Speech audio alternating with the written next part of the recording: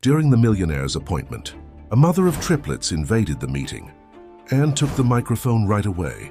What she said left all shareholders horrified. Subscribe to the channel to follow more exciting stories like this one.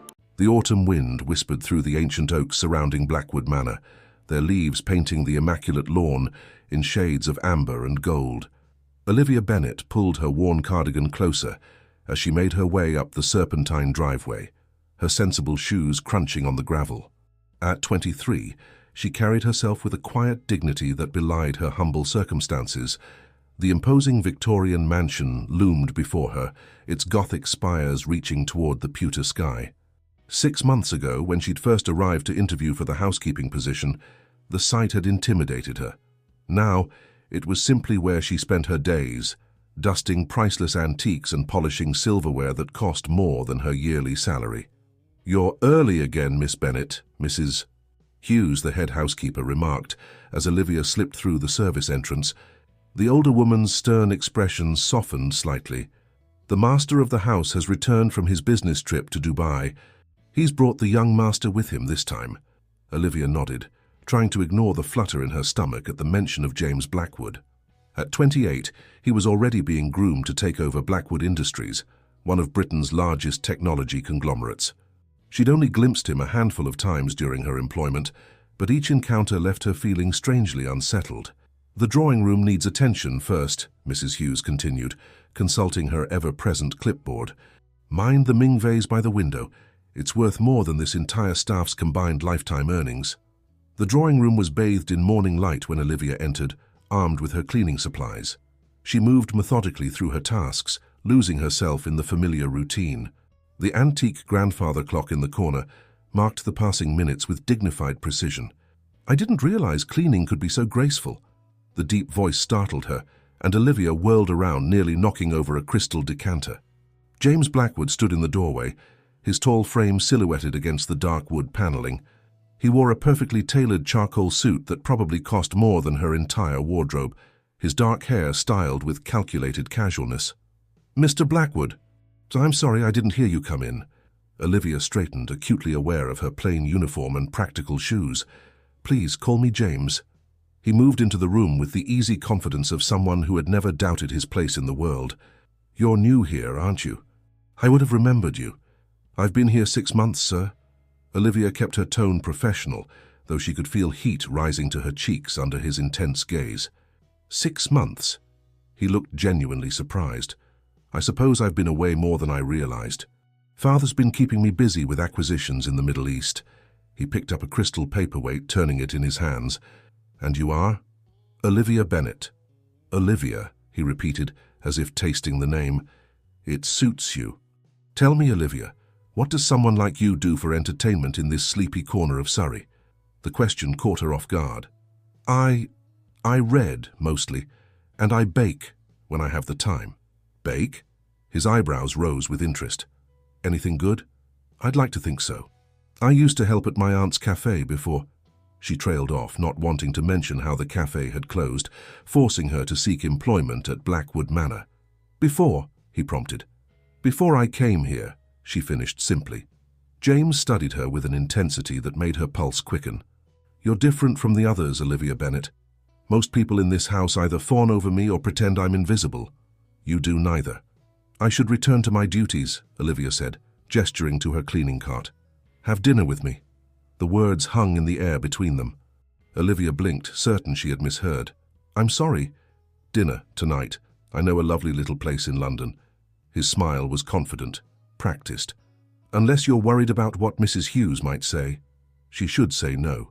Every rational thought in her head screamed at her to decline politely and maintain professional boundaries. But there was something in his eyes, a hint of genuine interest beneath the polished exterior, that made her hesitate. I get off at 7, she heard herself say. "I'll have a car waiting." He moved toward the door, then paused. "Oh, and Olivia, wear something nice. I have a feeling this is going to be the beginning of something interesting." As his footsteps faded down the corridor, Olivia stood rooted to the spot, her heart racing. She had just agreed to have dinner with James Blackwood, her employer's son, heir to one of Britain's largest fortunes.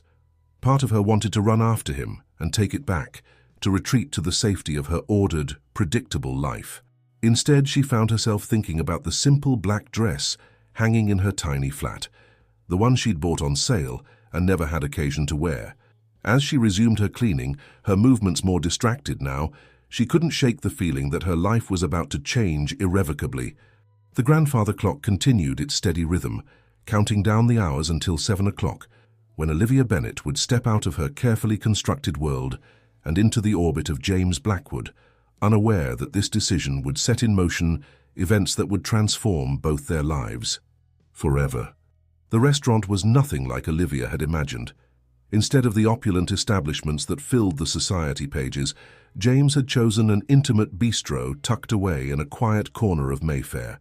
Exposed brick walls and candlelight created an atmosphere that felt almost conspiratorial, as if they were sharing a delicious secret.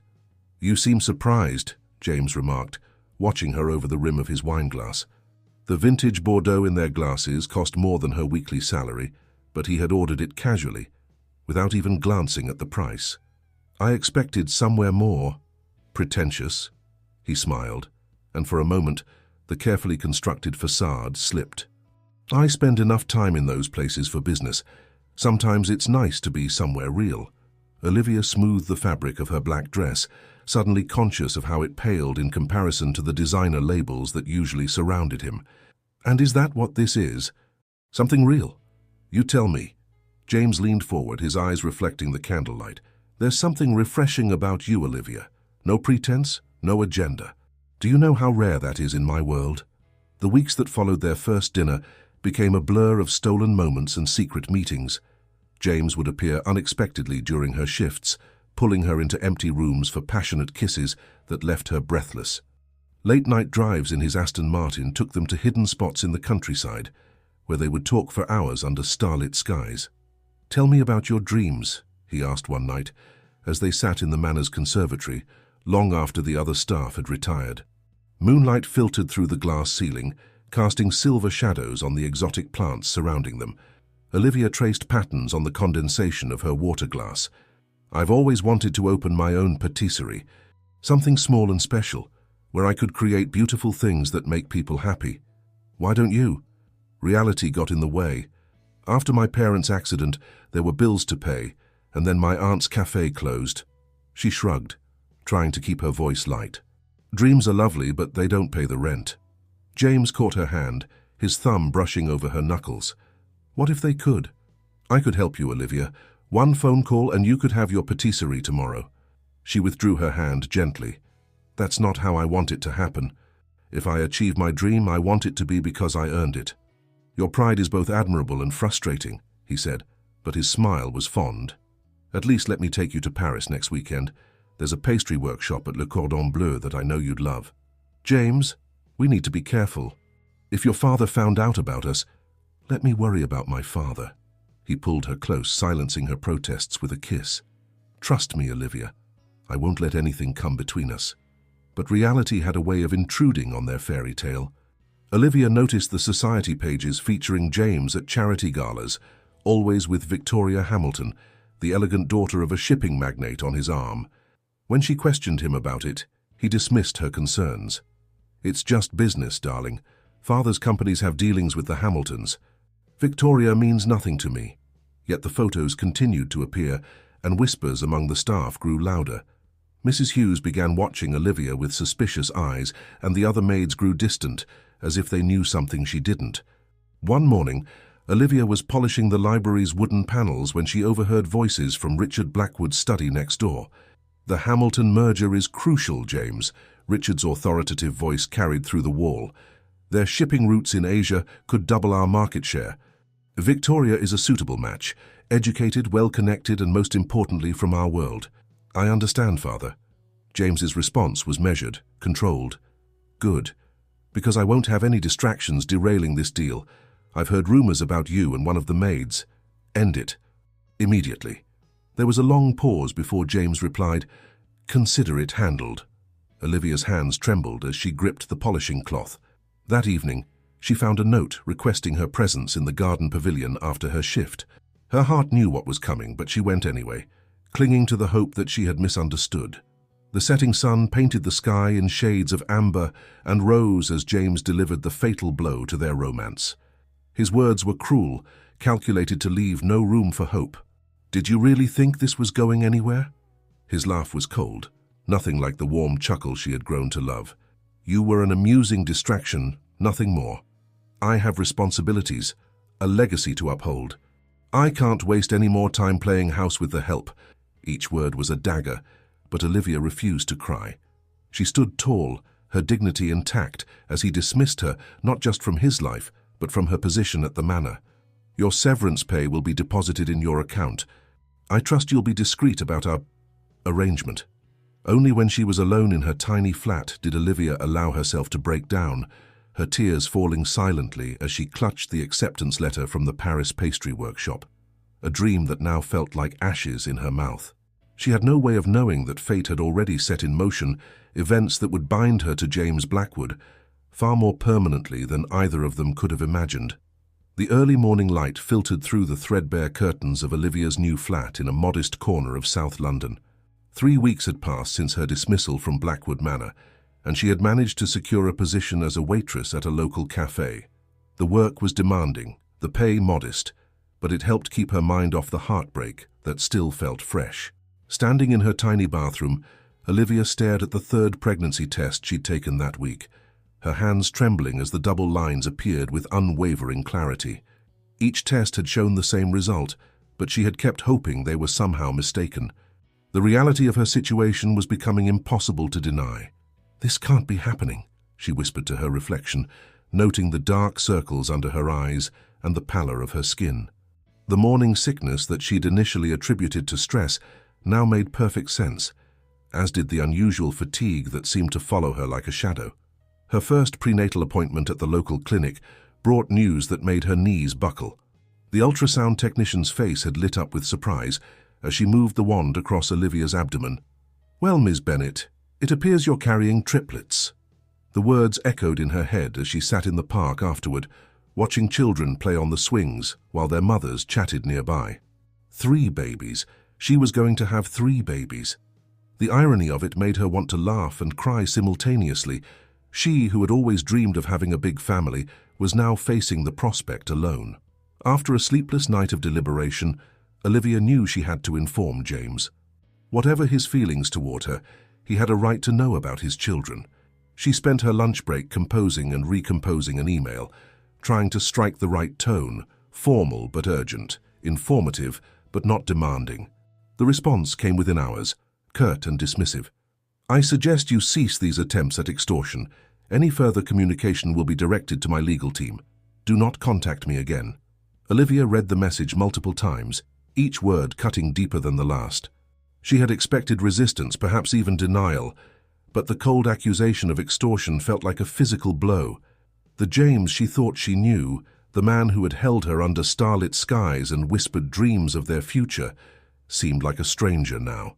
The following weeks became a blur of worry and determination. Her waitressing job barely covered her rent, but she picked up extra shifts whenever possible. The cafe owner, a kind-hearted woman named Mrs. Chen, noticed her exhaustion and often slipped her leftover pastries at the end of her shift. "You're eating for 4 now," she would say with a motherly smile. "You need to keep your strength up." Between shifts, Olivia scoured job listings and attended interviews, but her growing pregnancy made potential employers hesitant. One particularly honest interviewer spelled it out for her. "We're looking for long-term commitment, and with triplets on the way, well, you understand our concerns." Her tiny flat, which had seemed cozy when she first moved in, now felt claustrophobic as she tried to imagine fitting 3 cribs into the limited space. Every spare pound went into a savings account labeled Baby Fund, but the numbers remained discouragingly small compared to the mounting list of necessities she would need. The turning point came during her 16-week checkup. The high-risk pregnancy specialist didn't mince words about the challenges ahead. "Multiple pregnancies require extra monitoring and care," Dr. Sarah Martinez explained, reviewing her chart. "You'll need to reduce your working hours soon, and complete bed rest may be necessary in the later stages. Do you have a support system in place?" Olivia's silence was answer enough. "I'm going to be frank with you, Ms. Bennett. Carrying triplets is demanding on the body.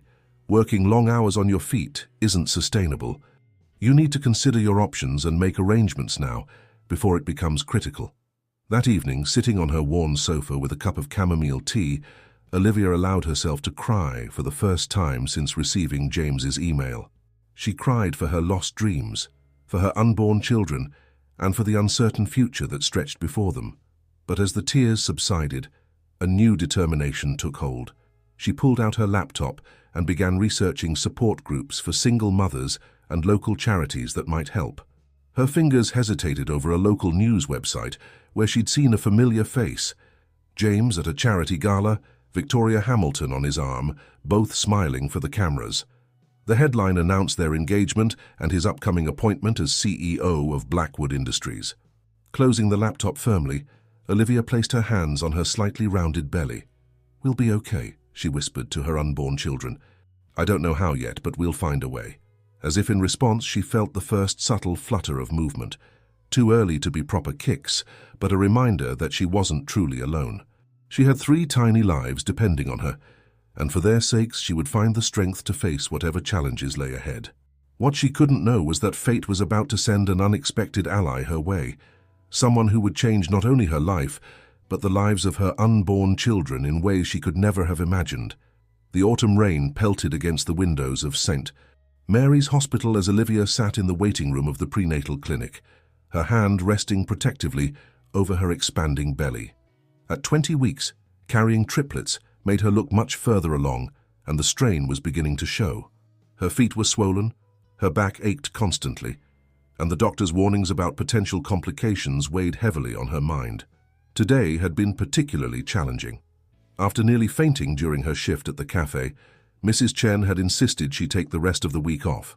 While the concern was touching, the loss of income was devastating. The stack of unpaid medical bills in her flat grew larger with each specialist appointment, and her savings were dwindling rapidly. "Ms. Bennett?" the receptionist called out. "I'm afraid there's an issue with your insurance coverage for today's ultrasound." Olivia's heart sank. She had been dreading this moment. The basic prenatal care was covered, but the specialized monitoring her high-risk pregnancy required exceeded her coverage limits. She had been putting off dealing with the mounting bills, hoping to find a solution before it came to a head. "I understand," she said quietly, gathering her things. "I'll have to reschedule when I can." "That won't be necessary," a refined voice interrupted from behind her. "Please add today's charges to my account." Olivia turned to find an elegant woman in her early 60s, studying her with kind but shrewd eyes. Her silver hair was perfectly styled, and she carried herself with the unmistakable air of old money, but there was nothing condescending in her expression. "I couldn't possibly accept," Olivia began. "I insist," the woman said firmly. "I'm Eleanor Montgomery, and I make it a point to trust my instincts. Right now they're telling me you and those babies need this appointment." Before Olivia could protest further, Eleanor had already handled the paperwork with the receptionist.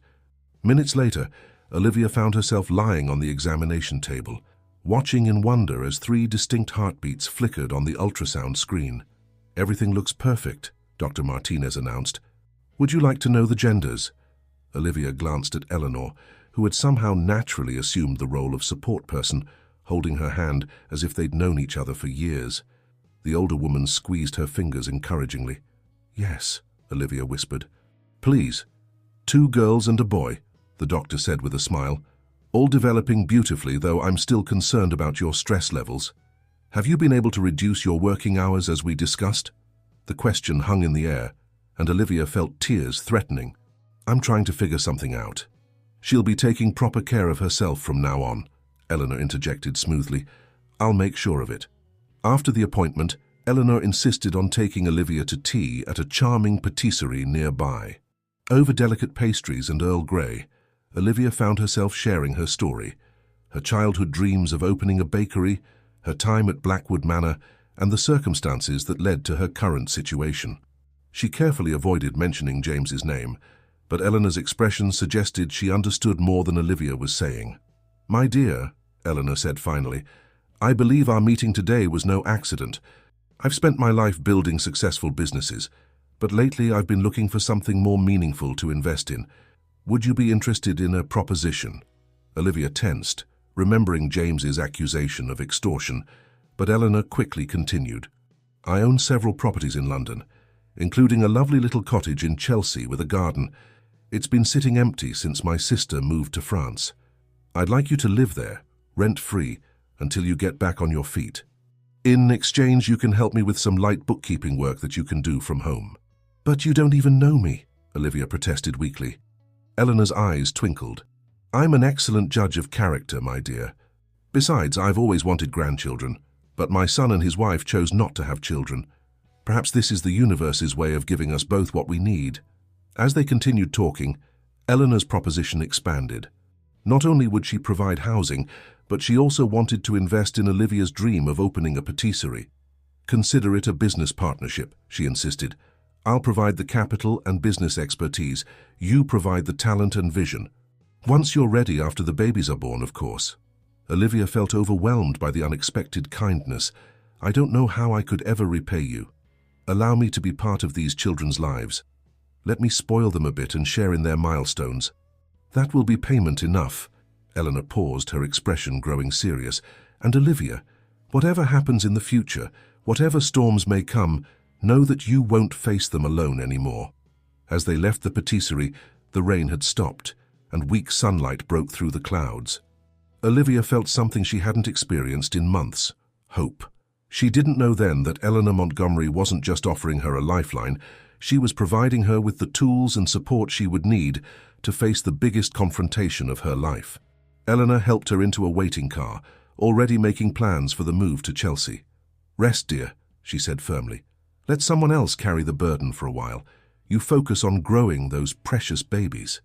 For the first time since leaving Blackwood Manor, Olivia felt truly safe. What she didn't realize was that her story was about to become intertwined with a much larger drama, one that would shake the foundations of one of Britain's most powerful families. The Chelsea cottage exceeded all of Olivia's expectations. Wisteria climbed the brick walls, and a small but well-tended garden offered a peaceful retreat from the bustling London streets. Inside, Eleanor had arranged for everything the expecting mother might need. The spare bedroom had been transformed into a cheerful nursery with 3 matching cribs, each adorned with delicate mobiles. The cottage has been in my family for generations, Eleanor explained as she showed Olivia around. It's seen many new beginnings. It seems fitting that it should witness this one too. Over the following weeks, a routine developed. Olivia would spend her mornings helping Eleanor with administrative tasks for her various business interests, learning more about the corporate world than she'd ever imagined. In the afternoons, they would often work on plans for the future patisserie, with Eleanor sharing her business acumen, while Olivia experimented with new recipes in the cottage's well-equipped kitchen. You have a genuine talent, Eleanor remarked one afternoon, sampling a lavender honey macaron. These could easily be served at Claridge's. Meanwhile, across London, in the gleaming headquarters of Blackwood Industries, James Blackwood was living a very different reality. The announcement of his engagement to Victoria Hamilton had generated the expected positive press, and preparations for his ascension to CEO were proceeding smoothly. Yet something felt hollow about his victories. The board meeting is scheduled for next month, his father informed him during their weekly dinner. The Hamilton merger will be announced simultaneously with your appointment as CEO. Everything is falling into place. James nodded, swirling the expensive whiskey in his crystal tumbler. The weight of his father's expectations pressed down on him like a physical force. He'd done everything right, secured the merger, proposed to Victoria, prepared himself to take over the company. So why did success taste like ashes in his mouth? Back in Chelsea, Olivia's pregnancy progressed with its challenges. Dr. Martinez had ordered complete bed rest at 28 weeks, concerned about early labor.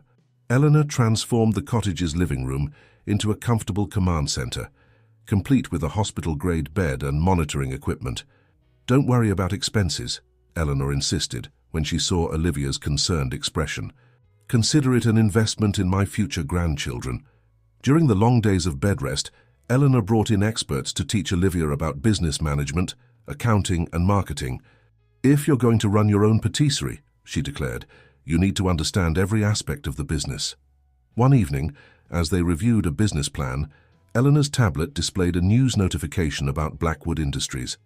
Olivia couldn't help but notice the photo of James and Victoria at a charity gala.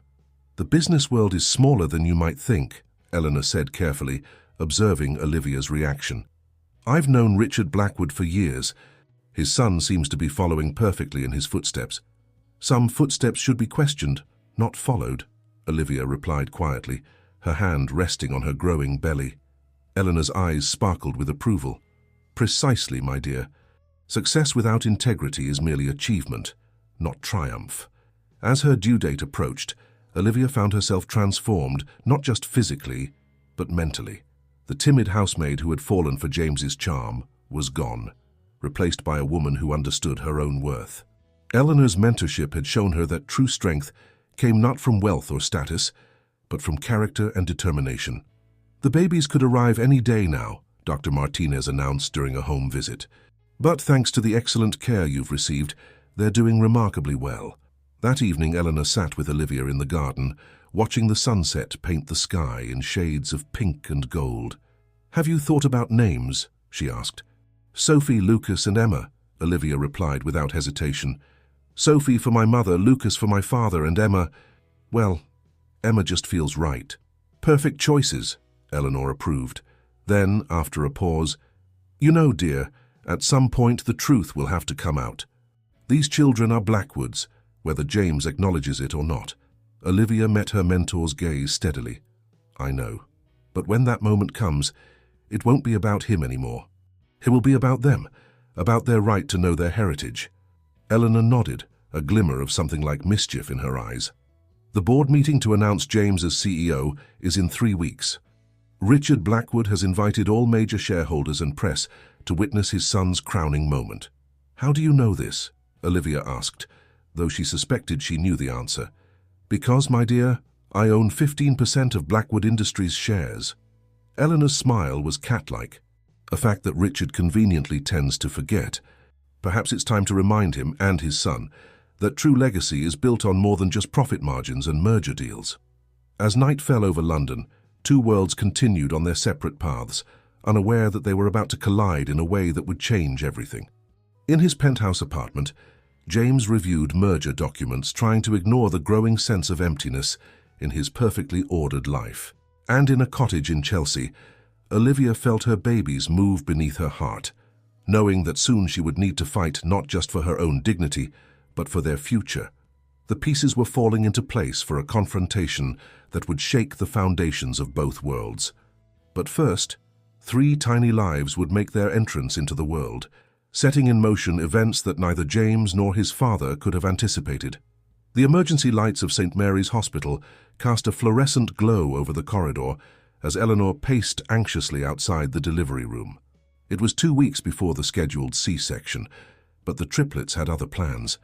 Olivia had gone into labor during their evening tea, and within hours, the situation had become critical. "Mrs. Montgomery?" Dr. Martinez emerged from the delivery room, her surgical cap still in place. "You can come in now, Olivia's asking for you." Inside, the scene was both chaotic and controlled. Medical staff moved with practiced efficiency between 3 incubators, while monitors beeped steadily in the background. Olivia, pale but alert, lay propped up on the bed, her eyes fixed on her newborns. "They're so tiny," she whispered as Eleanor approached, taking her hand. "But they're fighters, the doctor says, just like their mother." Sophie, the firstborn, weighed just over 4 pounds. Her brother Lucas followed 2 minutes later, slightly smaller but with a strong cry that had made all the nurses smile.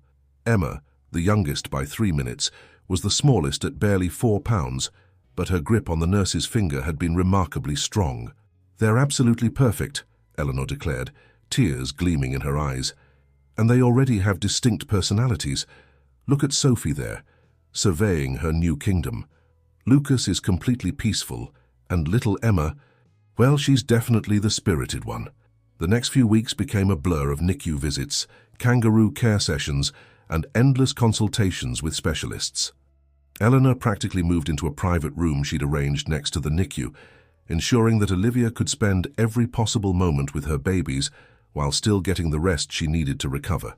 "Their father should be here," a well-meaning nurse commented one day, not knowing the full story. Before Olivia could respond, Eleanor stepped in smoothly. "They have everything they need right here," she said firmly, her tone brooking no argument. Love, care, and a mother who would move mountains for them. The babies grew stronger each day, defying the initial concerns about premature birth complications. Sophie was the first to be cleared for release, followed closely by Lucas. Emma, the smallest, needed an extra week of observation, but her determination to join her siblings was evident in every milestone she reached. During those long hours in the NICU, Olivia found herself studying her children's features, seeing traces of both herself and James in their tiny faces. Sophie had her father's dark hair and her own green eyes. Lucas was almost a miniature version of James, down to the dimple in his chin. Emma was a perfect blend, with Olivia's auburn hair, but James's striking blue eyes. "They're Blackwoods through and through," Eleanor observed one afternoon as they watched the babies sleep. "But they have your spirit, dear. That's what matters most." News of James's upcoming appointment as CEO reached them even in their NICU bubble. The financial papers were full of speculation about the merger with Hamilton Industries and the golden couple who would unite two of Britain's most powerful families. "The board meeting is in 2 weeks," Eleanor mentioned casually one evening, as she helped Olivia settle the babies in their temporary nursery at the hospital. "Victoria Hamilton has been making quite a show of planning their wedding. The society pages can't get enough of it." Olivia adjusted Emma's blanket, her movements gentle but precise. 2 weeks. The babies should all be home by then." "They will be." Eleanor's voice held a note of steel. "And you'll have recovered enough to face whatever comes next. The question is, are you ready?" Looking at her children, Sophie's determined expression even in sleep, Lucas's peaceful strength, and Emma's fierce grip on life despite her size, Olivia felt a clarity she'd never known before. These precious lives depended on her not just for sustenance and care, but for justice and truth. "I'm ready," she said quietly. "Not for revenge, but for recognition. They deserve to know their heritage, to have their existence acknowledged. James can reject me all he wants, but he doesn't get to erase them." Eleanor smiled, a mix of pride and determination in her expression. "Then we'll need to plan carefully. Richard Blackwood has arranged quite the spectacle for his son's coronation as CEO. The press will be there, along with every major shareholder and board member." "Won't they just have security remove me?" Olivia asked, remembering how easily she'd been dismissed from Blackwood Manor. "My dear," Eleanor's smile turned slightly wicked, "did I mention that as a major shareholder I'll be attending, and that I'm entitled to bring a guest? Sometimes the best way to crash a party is to walk right through the front door." As they continued their planning, the babies slept peacefully, unaware that their very existence was about to challenge the foundations of one of Britain's most powerful dynasties. In her heart, Olivia knew that whatever happened at that board meeting, her children would never doubt that they were loved and wanted, not by one parent, but by a fierce mother and an equally fierce honorary grandmother who would move heaven and earth to protect them. The next 2 weeks would require all her courage, but looking at her sleeping children, Olivia knew she would find the strength. These tiny fighters had taught her more about bravery in their few weeks of life than she'd learned in all her years before. For them, she would face whatever storms lay ahead. The morning of the board meeting dawned bright and clear. In the Chelsea cottage, Olivia stood before her wardrobe, examining the elegant navy blue suit Eleanor had insisted on having tailored for her. The past 2 weeks had been a whirlwind of preparation, not just for the confrontation ahead, but for managing life with 3 newborns. "You look perfect," Eleanor declared, entering the nursery where the babies were being tended by the professional nurse she'd hired. Professional, polished, and every inch a woman who deserves to be heard. "Are you sure about this?" Olivia asked, watching as Sophie, Lucas, and Emma slept peacefully in their cribs. At 6 weeks old, they were thriving, having overcome their early challenges with remarkable resilience. "Once we do this, there's no going back." Eleanor adjusted Olivia's collar with maternal care. "My dear, there was no going back the moment these precious children entered the world. They are Blackwoods, whether James and his father like it or not. More importantly, they're yours, and they deserve better than to be hidden away like some shameful secret." Across London, in his penthouse apartment, James Blackwood was also preparing for what should have been the triumphant day of his life. His Italian suit was immaculate, his speech perfectly rehearsed. Yet as he adjusted his tie, a sense of unease nagged at him. "Darling," "The car will be here in 20 minutes, Victoria called from the living room. She was already dressed in a designer outfit, carefully chosen to complement his, every detail calculated for the photos that would undoubtedly appear in tomorrow's papers. James stared at his reflection, remembering another morning when he'd prepared for an important day. The cruel words he'd spoken to Olivia in the garden pavilion echoed in his mind. He'd done what was expected of him, chosen the path his father had laid out. So why did success feel so hollow? Back at the cottage, Eleanor was reviewing their plan one final time. Remember, timing is everything. The press will already be there for the CEO announcement and merger declaration. Richard always did have a flair for the theatrical. He's arranged quite the spectacle. Olivia nodded, her hands steady as she packed a small bag with emergency supplies for the babies. The nurse would stay with them, but maternal instinct made her prepare for every possibility. "And you're sure about the shareholders?" "Trust me, dear. I've known most of them for decades. They may bow to Richard's authority in business matters, but they're also deeply traditional when it comes to family values. A man abandoning his own children? That won't sit well, especially with the old guard." In the Blackwood Industries boardroom, preparations were underway for the morning's events. Richard Blackwood supervised every detail personally, from the placement of the cameras to the seating arrangement for the shareholders. "Everything must be perfect," he instructed his assistant. "This is more than just a CEO appointment. It's the continuation of a legacy." As the morning progressed, two worlds prepared to collide. In Chelsea, Eleanor's driver helped load the diaper bag into the car, while Olivia said a tearful goodbye to her babies. "Mummy will be back soon," she promised, kissing each tiny forehead. "And hopefully I'll have secured your birthright. They know you're fighting for them," the nurse assured her, cradling Emma, who had started to fuss. "Children always know." Meanwhile, at Blackwood Industries, the atrium began filling with shareholders, board members, and selected members of the press. Victoria worked the room expertly, every inch the future CEO's wife, while James shook hands and accepted congratulations with practiced ease. "Quite the turnout," his father noted with satisfaction. "The Hamilton merger will make headlines, but your appointment as CEO, that's what they're really here to see. The next generation of Blackwood leadership." James smiled automatically, but his eyes strayed to the entrance where Eleanor Montgomery had just arrived. There was something about her expression, a hint of anticipation that made him uneasy. She had been unusually quiet during the preliminary board meetings, abstaining from several key votes without explanation. In the car heading toward the city, Olivia clutched a small photo of the triplets. The image had been taken just yesterday, all three babies wearing matching outfits, their features clear enough to leave no doubt about their parentage. "Remember," Eleanor had told her that morning, "you're not just fighting for yourself anymore. You're fighting for three innocent children who deserve to know their father, their heritage and their place in the world. Let that give you strength." The closer they got to Blackwood Industries headquarters, the more centered Olivia felt. Gone was the timid maid who had fallen for James's charm. In her place sat a mother, a businesswoman in training, and a woman who had found her own strength through adversity. "We're almost there," Eleanor's driver announced as the familiar building came into view, its glass facade reflecting the morning sun. Olivia took a deep breath, thinking of her babies safe at home. Everything she was about to do was for them, not for revenge, not for herself, but for three innocent lives who deserved the truth. As Eleanor had taught her, sometimes the greatest act of love was standing up for what was right, no matter the cost. The car pulled up to the curb, and Olivia saw the media gathered outside the building. In a few minutes she would walk through those doors, not as a former employee but as a woman demanding justice for her children. The time for hiding was over. The conference room on the top floor of Blackwood Industries gleamed with power and prestige.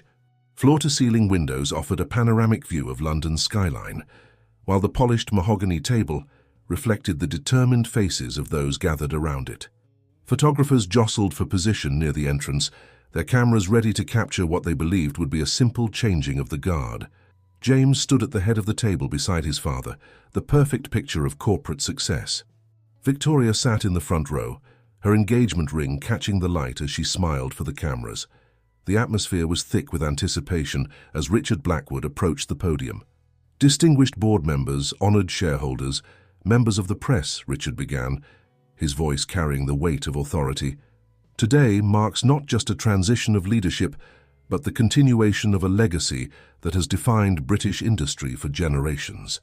Eleanor Montgomery sat quietly, in her designated seat, watching as Olivia waited in the adjacent room as planned. They had timed this perfectly. The moment had to be right for maximum impact. "In my son James," Richard continued, "I see not just my successor, but the future of Blackwood Industries.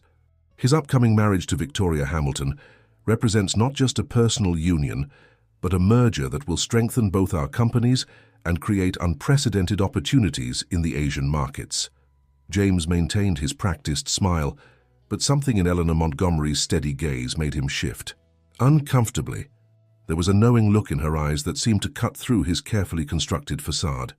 "And so it gives me great pleasure to announce—" The double doors opened. The room fell silent as Olivia walked in, her head held high, her steps measured and deliberate. The navy blue suit Eleanor had chosen gave her an air of quiet authority, while her natural grace drew all eyes to her. She was no longer the shy maid who had once worked in their home. This was a woman transformed by love and determination. "I apologize for the interruption," Olivia said, her voice clear and steady. "But before this appointment is confirmed, the shareholders deserve to know the full truth about their future CEO." Security guards moved forward, but Eleanor rose smoothly from her seat. "As a major shareholder, I invite Ms. Bennett to speak. The board should have all relevant information before making such a momentous decision." Richard's face darkened with anger. "This is outrageous. Remove her immediately." "I think not," Eleanor countered. "Article 7 of the company bylaws states that any shareholder may raise pertinent concerns about leadership appointments. As I own 15% of this company's shares, I move that we hear what Ms. Bennett has to say." James had gone pale, his hands gripping the edge of the podium. Victoria looked between him and Olivia, confusion turning to dawning comprehension. "My name is Olivia Bennett," she began, addressing not James or his father, but the shareholders and board members. "Until 6 months ago, I worked as a housekeeper at Blackwood Manor. During that time, James Blackwood and I became involved in a relationship he ended abruptly when it became inconvenient to his ambitions." Murmurs rippled through the room. Olivia reached into her bag and withdrew a photograph, which Eleanor's assistant quickly began distributing copies of to the board members. 3 weeks ago, I gave birth to triplets, James's children. Sophie, Lucas and Emma Blackwood were born prematurely, but are thriving under excellent medical care. Their father has not only denied their existence, but accused me of attempted extortion when I tried to inform him of the pregnancy. The photograph made its way around the table, 3 beautiful babies whose features bore an unmistakable resemblance to both their parents. The board members exchanged glances, their expressions a mix of shock and concern. "I am not here seeking revenge or financial gain," Olivia continued, her voice unwavering. "I am here because these children deserve to have their existence acknowledged. They are Blackwoods, whether their father chooses to accept them or not." Victoria had risen from her seat, her face a mask of cold fury. James seemed frozen in place, staring at the photograph of 3 babies who shared his eyes, his features, his blood. "This is preposterous," Richard thundered. "You expect us to believe—" "DNA tests can easily confirm parentage," Eleanor interjected smoothly, "unless, of course, there's some reason you'd prefer not to pursue that option." The press photographers were having a field day, their cameras capturing every moment of the unfolding drama. James finally found his voice, though it shook slightly. "Father, I can explain." "Explain what?" Richard's voice was deadly quiet. "How you jeopardized everything we've built. How you thought this wouldn't come to light." Olivia stood tall, her dignity intact. "I don't expect anything from James personally, but my children deserve to know their heritage, their family history. They deserve the truth, even if it's uncomfortable for some." The board members were huddled in whispered conversation, while the shareholders watched the scene unfold with varying degrees of dismay and fascination. The carefully orchestrated celebration had transformed into something else entirely, a moment of truth that would reshape the future of everyone in the room. The boardroom had descended into chaos. The photographer's flashes created a strobe-like effect as they captured what would undoubtedly be tomorrow's headlines. Victoria Hamilton had already stormed out, her Louboutin heels clicking angrily against the marble floors, while James remained rooted to the spot, still staring at the photograph of 3 babies who bore his unmistakable features. "I move to call an emergency closed session of the board," announced Charles Wellington, the eldest board member, his voice cutting through the commotion. "All non-board members and press, please clear the room." As the room began to empty, Eleanor placed a supportive hand on Olivia's shoulder. "You've done what needed to be done. Wait for me in my office down the hall." Richard Blackwood's face had turned an alarming shade of red as he watched his carefully orchestrated succession plan crumble. "This is nothing but a calculated attempt to extort money from our family," he blustered, but the uncertainty in his voice betrayed him. "Is it?" Eleanor's voice was steel wrapped in silk. "Then I assume you'll have no objection to the DNA tests I mentioned?" I took the liberty of arranging for a reputable genetic testing facility to be on standby. They can have results within 48 hours. The next 2 hours felt like an eternity as Olivia waited in Eleanor's elegantly appointed office. She video-called the nurse twice to check on the babies, drawing strength from their peaceful faces. Sophie was awake and gurgling, while Lucas and Emma slept soundly, unaware that their very existence had just shaken the foundations of their father's world.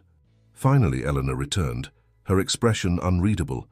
"Well, my dear, you've certainly caused quite the stir. The board has reached several decisions." She settled into her chair, preparing to detail the outcome of the emergency session. "First, the CEO appointment has been temporarily suspended, pending a full investigation. James has been placed on administrative leave." Olivia nodded, her hands clasped tightly in her lap. "And the merger?" "Victoria Hamilton stormed into the boardroom about an hour ago to announce that both the engagement and merger are off. She was quite vocal about not wanting to be associated with, as she put it, such a scandal." Eleanor's lips twitched with what might have been amusement. "What happens now?" Richard tried to dismiss the situation as a ploy for money, but several board members were quite vocal about the moral implications. Charles Wellington, in particular, was furious. He has 7 grandchildren of his own and took personal offense at James's behavior. Eleanor poured them both a cup of tea from her private service before continuing. "The board has made several stipulations. First, James must submit to DNA testing within 24 hours. Second, if paternity is confirmed, and we know it will be, the children will be legally recognized as Blackwoods and entitled to all that entails, including trust funds and shares in the company." Olivia began to protest, but Eleanor held up a hand. "This isn't about money, dear. This is about securing your children's birthright. Remember, you're not just thinking about today, you're thinking about their future. And James? That's where things get interesting. The board, led by Charles, has decreed that if James wants to be reconsidered for the CEO position, he must prove himself worthy of both the company and his children. They're requiring him to work his way up from the bottom, starting in maintenance." Olivia's eyes widened. "Maintenance?" "Charles believes that true leadership requires understanding every level of the business. He also thinks it will teach James some much-needed humility." Eleanor's eyes twinkled. Richard nearly had an apoplexy when they voted on it, but he was outnumbered. Apparently, several board members have had concerns about James's character for some time. This incident merely confirmed them. A knock at the door interrupted them. To Olivia's surprise, James entered, looking more disheveled than she'd ever seen him. His perfect suit was rumpled, his hair mussed as if he'd been running his hands through it repeatedly. "May I speak with Olivia?" he asked quietly. "Alone?" Eleanor looked to Olivia, who nodded slowly. "I'll be right outside," Eleanor assured her, gathering her things. As she passed James, she paused. "Remember, young man, she's not the same person you dismissed so carelessly 6 months ago. She's stronger now, and she has people in her corner." The door closed behind her, leaving Olivia and James alone for the first time since that fateful day in the garden pavilion. The silence stretched between them, heavy with unspoken words and months of pain. Finally, James spoke, his voice hoarse. "They look like me, the babies. I can see myself in them." "They're 6 weeks old," Olivia replied quietly. "Sophie has your hair, Lucas looks exactly like you, and Emma has your eyes. They're healthy now, but their start was difficult." "Not that you asked." He flinched at the subtle rebuke. I don't know what to say. I'm sorry, seems inadequate." "It is." Olivia stood, smoothing her suit jacket. But this isn't about you and me anymore. It's about them. They deserve better than a father who would deny their existence. So the question is, James, what are you going to do about it? She watched as the man who had once broken her heart struggled with the weight of his choices. The carefully constructed world he'd inhabited was shattered, and in its ruins lay the possibility of something real, if he was brave enough to reach for it. The DNA results arrived 2 days later, though they merely confirmed what everyone already knew. James stood in the hospital corridor, staring through the nursery window at his 3 children, while Olivia watched him carefully from a few steps away. The proud heir to Blackwood Industries was dressed not in his usual bespoke suit, but in the navy blue maintenance uniform he'd been assigned. "Would you like to meet them properly?" Olivia asked, breaking the silence. "They're usually more alert this time of day." James nodded, unable to find words. Inside the nursery, the nurse helped settle him into a comfortable chair while Olivia carefully lifted Sophie, the firstborn, and placed her in his arms. His hands trembled slightly as he cradled his daughter. "Support her head. Yes, like that," Olivia instructed gently. "She's the curious one, always watching everything around her." As if to prove her point, Sophie's green eyes fixed on James's face with an intensity that seemed impossible for a 6-week-old. A tiny hand reached up, grabbing his finger with surprising strength. "Hello, Sophie," he whispered, his voice thick with emotion. I'm your father." Over the next hour, James met each of his children. Lucas slept peacefully in his arms, while Emma made her opinion known with demanding little cries until she was fed and settled. The nurse showed him how to hold them properly, how to change a diaper, how to burp them after feeding. "It's overwhelming, isn't it?" Olivia observed, watching him struggle with Emma's tiny buttons. "I still sometimes can't believe there are 3 of them." "How did you do this alone?" he asked, the question heavy with belated recognition of what she'd endured. "I wasn't alone. Eleanor made sure of that." Olivia's tone was matter-of-fact. "She provided everything I needed to ensure they were healthy and safe." James absorbed this, thinking of how close he'd come to missing all of this. The board's conditions, starting in maintenance. "Father thinks it's beneath me. And what do you think?" "I think—" He paused, looking down at Lucas sleeping in his arms. "I think I don't deserve even this much. A chance to know them, to try to make amends. After what I did." "You're right," Olivia said firmly. "You don't deserve it. But they deserve a father who's willing to work for their respect, to earn the right to be in their lives. The question is, are you that man?" 2 weeks later, Eleanor hosted a small gathering at her main residence. The triplets, now 8 weeks old, were the center of attention as she officially announced her intention to be their godmother. James, still in his maintenance uniform after his shift, sat somewhat awkwardly among the guests. "How's the new job treating you?" Eleanor asked him privately, as they watched Olivia demonstrate her latest patisserie creation to an admiring audience. "It's educational," he admitted. "Today I learned there's a proper technique to mopping floors. Yesterday I spent 3 hours fixing a broken toilet while wearing a suit that cost more than a month's salary in my new position. Humbling, isn't it?" "Very." He watched as Olivia expertly balanced Sophie in one arm while explaining the difference between French and Italian buttercream. "She's different now. Stronger, more confident." "She found herself," Eleanor corrected. "The strength was always there. She just needed someone to believe in her until she could believe in herself." The evening progressed peacefully until Richard Blackwood made an unexpected appearance. He stood in the doorway, taking in the domestic scene before him with an unreadable expression. "So this is where the heir to Blackwood Industries spends his evenings now?" he asked coldly. "Playing house instead of salvaging what's left of our reputation?" Before James could respond, Olivia stepped forward, handing Emma to Eleanor. "Your grandchildren are not a source of shame, Mr. Blackwood. They're your legacy, whether you choose to acknowledge them or not." Richard's face reddened, but before he could speak, James stood up. "She's right, Father. I spent years trying to be the son you wanted, making choices that looked right on paper, but felt wrong in my soul. I lost myself somewhere along the way." He walked over to where Lucas was sleeping in his carrier. "But when I hold my son, when I see my daughter's smile, I understand what real legacy means. It's not about mergers or stock prices. It's about the kind of man I want them to see when they look at their father." "You would throw away everything we've built? For this?" Richard gestured dismissively at the domestic scene before him. "No, Father. I'm not throwing anything away. I'm building something new. Something real." James straightened, still in his maintenance uniform but somehow looking more dignified than he ever had in his expensive suits. The board was right. I need to learn every aspect of the company, from the ground up. Not just to prove myself worthy of leading it one day, but to prove myself worthy of them. Eleanor watched the exchange with approval, while continuing to gently rock Emma. The baby's peaceful expression seemed to mock all the corporate drama surrounding her existence. "Well said," she commented, breaking the tension. "Now, Richard, would you like to hold your granddaughter, or would you prefer to continue standing there looking foolish?" The directness of her question, delivered with aristocratic precision, seemed to deflate Richard's anger. He looked at Emma, then at the other babies, seeing perhaps for the first time not a scandal to be managed, but the continuation of his family line. Olivia moved closer to James, their shared concern for their children creating a bridge across the pain of the past.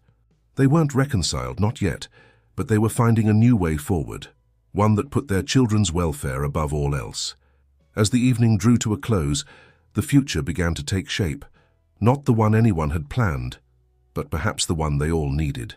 6 months had passed since the dramatic board meeting that had changed everything. The early morning sun streamed through the windows of Sweet Beginnings, Olivia's patisserie in Chelsea, as she put the finishing touches on a 3-tiered celebration cake. The shop wouldn't open for another hour, but already there was a small queue forming outside. Her reputation for exceptional pastries had spread quickly through London's discerning social circles. "The morning papers are here," Eleanor announced, letting herself in through the back door. She'd insisted on maintaining her mentor role even as Olivia's business flourished. "The Financial Times has quite an interesting piece about Blackwood Industries." Olivia glanced up from her work, her hands steady as she piped delicate sugar flowers. "Something about James?" "Indeed. Apparently, his performance in the maintenance department has impressed more than just the cleaning staff. He's been promoted to operations management, still several steps below his former position, but earned through actual merit this time. The past 6 months had seen James transform from the polished corporate air into something more substantial. He'd started in maintenance, cleaning floors and fixing broken equipment, earning the respect of workers who'd initially viewed him with suspicion. Every evening, no matter how exhausting his day, he would spend time with the triplets, learning to be the father they deserved. "Sophie asked for him yesterday," Olivia mentioned, carefully arranging the finished cake in the display window. "She said Dada when she saw his picture." The triplets, now 8 months old, were thriving. Sophie had inherited her father's determination along with his dark hair. Lucas remained the peaceful one, watching the world with quiet curiosity. Emma, the smallest at birth, had become the most adventurous, already attempting to crawl despite her siblings' more cautious approach. The bell above the shop door chimed, and James entered, still in his work clothes.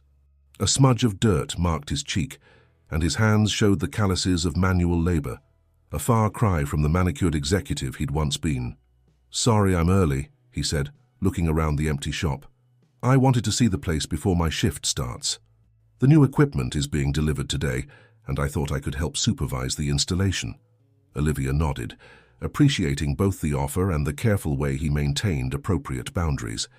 Their relationship had evolved into a respectful co-parenting arrangement, with James proving his commitment to their children through consistent action rather than grand gestures.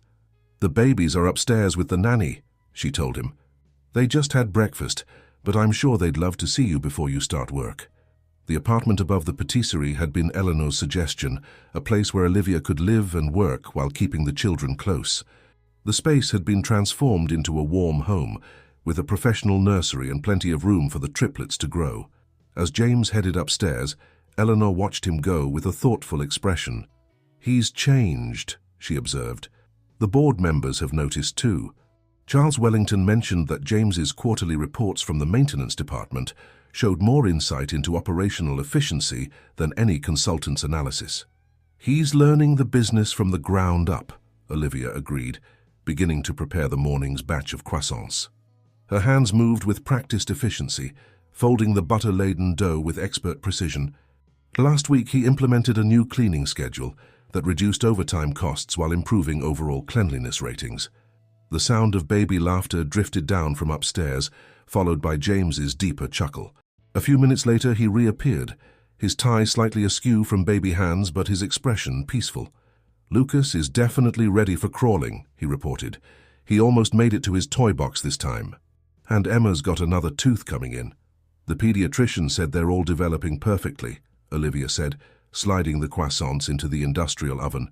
"They're meeting all their milestones right on schedule." James hesitated, then pulled an envelope from his pocket. "Father asked me to give you this.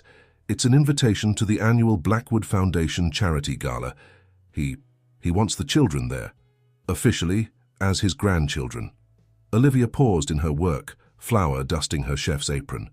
Richard Blackwood's journey to acceptance had been slower than his son's, but watching the triplets grow seemed to have softened his stance. He'd begun sending gifts for the babies, though he'd yet to visit them in person. "It would mean a lot," James added softly. "To all of us." Eleanor, who had been quietly observing, stepped forward. "Well, if the children are going to their first society event, they'll need proper outfits. I know an excellent children's boutique in Knightsbridge, and the event will need a caterer," James continued, glancing meaningfully at the displays of elegant pastries. "Father specifically requested quotes from top patisseries in London." Olivia looked around her shop, her dream made real through hard work, Eleanor's guidance, and yes, even the circumstances that had seemed so devastating at the time. The morning sun caught the gold lettering on the window. "Sweet Beginnings, Artisanal Patisserie." "I'll need to hire extra help for an event that size," she mused, already mentally planning the logistics. "And design something spectacular for the dessert course." "I have complete faith in you," Eleanor declared, "as does your growing list of society clients. I didn't tell you, but the Duchess of Cambridge's assistant called yesterday about commissioning a christening cake." As the first rays of sunlight filled the shop, illuminating the pristine display cases and elegant decor, Olivia felt a sense of pride that had nothing to do with vindication and everything to do with personal achievement. She had built this, her own success, on her own terms. The triplets' laughter echoed from above again, a reminder of the unexpected journey that had led her here. Sometimes she realized what seemed like an ending was really just a different kind of beginning, one that tasted sweet indeed. The grand ballroom of the Dorchester sparkled with 1,000 lights, each crystal chandelier casting prismatic reflections across the elegantly dressed crowd. The annual Blackwood Foundation Charity Gala was in full swing, but all eyes were drawn to an extraordinary display at the center of the room, a magnificent croquembouche tower surrounded by an array of exquisitely crafted French pastries and petit fours, each piece a work of art in itself. "Your talent never ceases to amaze me," Eleanor said, watching as yet another guest photographed the dessert display. She was resplendent in a midnight blue evening gown, her silver hair elegantly styled. "Though I suspect your biggest critics are otherwise occupied at the moment." At the head table, the triplets, now a year old, were holding court in their matching outfits. Sophie, in a tiny cream-colored dress, was charm itself as she waved regally at passing guests. Lucas, handsome in his miniature tuxedo, contentedly explored the texture of the tablecloth. Emma, whose dress somehow remained pristine despite her adventures, was attempting to conduct a serious conversation with her grandfather, using a vocabulary that consisted mainly of da and bar. Richard Blackwood, to everyone's surprise, seemed completely enchanted by his grandchildren. Gone was the stern corporate titan. In his place was a doting grandfather, who kept sneaking the babies extra bits of dessert when their parents weren't looking. "If anyone had told me a year ago that I'd see Richard Blackwood playing peekaboo in public," Eleanor mused, "I would have questioned their sanity." Olivia smiled, adjusting her elegant chef's jacket. She had insisted on working the event, wanting to ensure every detail of the dessert service was perfect. Her staff, carefully trained and impeccably professional, moved through the crowd with practiced ease. "Sometimes the heart just needs a little time to catch up with reality," she said, watching as James approached the head table. He was back in a suit tonight, but it was different from the armor-like garments he'd worn in his previous life. This James moved with an easy confidence, born of genuine accomplishment rather than entitled assumption. The past year had transformed him in ways that went far beyond the physical. Starting from the bottom of the company had taught him humility, Yes, but also given him insights that no business school could provide. His recent proposal for company-wide operational improvements, drawn from his experiences in maintenance and operations management, had impressed even his harshest critics on the board. "May I have everyone's attention?" Richard's voice carried across the ballroom as he took to the podium. The crowd quieted, anticipating the traditional speech from the Blackwood patriarch. "A year ago, I thought I knew exactly what legacy meant," he began, his eyes finding his grandchildren at the head table. "I had planned everything perfectly. The company succession, the strategic alliances, the perfectly orchestrated future. And then life showed me that the most precious legacies aren't the ones we plan, but the ones that surprise us." He gestured to where James stood with the triplets. "My son taught me that true leadership isn't inherited in the boardroom, but earned in the boiler room. My grandchildren showed me that joy doesn't come from perfect plans, but from perfect surprises. And my almost daughter-in-law," he smiled at Olivia, "proved that success isn't about who you know, but who you are." A murmur of appreciation rippled through the crowd as Richard continued, "Tonight, we're not just celebrating the Blackwood Foundation's charitable works. We're celebrating new beginnings, second chances, and the kind of legacy that can't be measured in stock prices or market shares." He lifted his glass. "To family. They're voting on the new CEO appointment." Olivia nodded. She'd heard through Eleanor that James's name was being considered again, this time based on his proven track record of understanding and improving every level of the company's operations. "Whatever happens," he continued, "I want you to know that this past year it's taught me what really matters. The children, their happiness, the kind of example I want to set for them." "You've changed," Olivia acknowledged softly. "We both have." He smiled, watching as Emma attempted to climb onto Charles Wellington's lap, the stern board member melting completely in the face of her determined charm. "You've built something remarkable, Olivia. Not just the patisserie, though that's incredible, but this whole new life. You showed me what real strength looks like." Eleanor approached, carrying a sleepy Lucas. "I believe it's past someone's bedtime," she announced. "Shall I have my driver take them home?" "I can do it," James offered. "I know the bedtime routine now, and you should stay to oversee the dessert service, Olivia. It's your triumph, after all." As James gathered the triplets, managing the logistics of 3 toddlers with practiced ease, Olivia watched him with thoughtful eyes. They weren't in love. That fairy tale had ended in the garden pavilion a year ago, but they had found something perhaps more valuable: mutual respect, genuine cooperation, and a shared dedication to their children's happiness. "Life has a funny way of giving us what we need, even if it's not what we thought we wanted," Eleanor observed, following Olivia's gaze. "You have your patisserie, your children are thriving, and James has become the man he was meant to be. Sometimes the sweetest endings come from the most bitter beginnings." Olivia smiled, surveying the room that represented both her professional triumph and personal victory. The massive Croquembouche tower glittered in the chandelier light, a symbol of dreams realized through determination and skill. The happy chatter of her children mixed with the elegant music, while James gathered their things with the competence of a father who had earned his role through dedication rather than mere biology. "Not an ending," she corrected gently, "just a different kind of beginning." As if to emphasize her words, Sophie broke free from her father's grasp and ran back to Olivia, wrapping tiny arms around her legs. "Mama, sweet," she declared, pointing at the dessert display. "That's right, darling," Olivia laughed, lifting her daughter. "Everything's sweet now." And in that moment, surrounded by the life she had built from the ashes of heartbreak, Olivia knew that true happiness wasn't about perfect endings or fairy tale romances. It was about finding the strength to create your own story, the courage to accept love in all its forms, and the wisdom to recognize that sometimes life's greatest gifts come disguised as its greatest challenges. The triplets would grow up knowing they were loved, not just by their parents but by an entire extended family that had been forged in the crucible of change. They would inherit not just the Blackwood name, but the legacy of 2 people who had learned to put their children's happiness above their own pride, and the wisdom of a grandmother figure who had shown them all the power of believing in second chances. As the orchestra struck up a final waltz, Olivia held her daughter close, breathing in the sweet mixture of baby powder and sugared almonds. Sometimes, she reflected, the most beautiful creations came from unexpected recipes, and the most precious legacies were written not in boardrooms, but in the hearts of those brave enough to begin again.